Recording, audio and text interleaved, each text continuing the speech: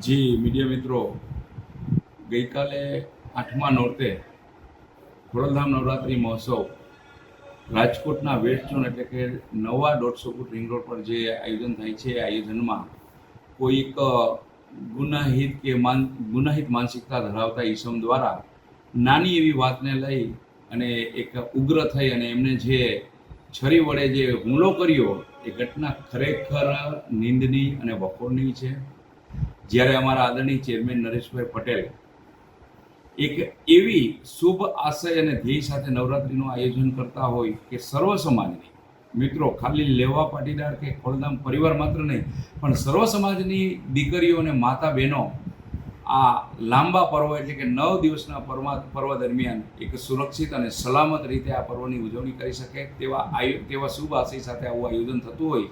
અને આવા આયોજનમાં જો આવી ગુનાહિત માનસિકતા ધરાવતા ઈસમો જો આવું કૃત્ય કરે તો એ યોગ્ય નથી.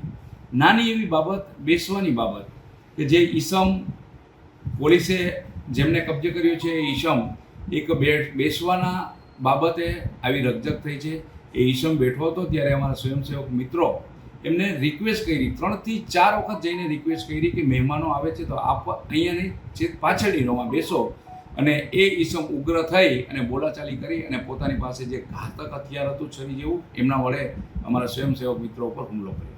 જી 100% ખોડલધામ નહીં, કોઈ પણ આયોજક હોય અને કોઈ પણ સંસ્થા હોય, જ્યારે સંસ્થાના આંગણે એક શુભ નેક આશય સાથે આવા કાર્યક્રમ થતા હોય અને એવા આંગણે જો આવું કરે તો આવા શખ્સોને 100% કાયદાકીય રીતે સખતમાં સખત, કડકમાં કડક સજા થવી જોઈએ, જેથી કરીને આવી માનસિકતા ધરાવતા શખ્સો ભવિષ્યમાં ક્યારેય પણ આવા સામાજિક, ધાર્મિક કે સાંસ્કૃતિક કાર્યક્રમોમાં પ્રવેશતા પહેલાં 100 વખત વિચારે. એટલે એમને સખતમાં સખત સજા થવી જોઈએ, જેથી કરીને અન્ય લોકો, આવી ગુનાહિત માનસિકતા ધરાવતા લોકો પણ 10 વખત વિચારે.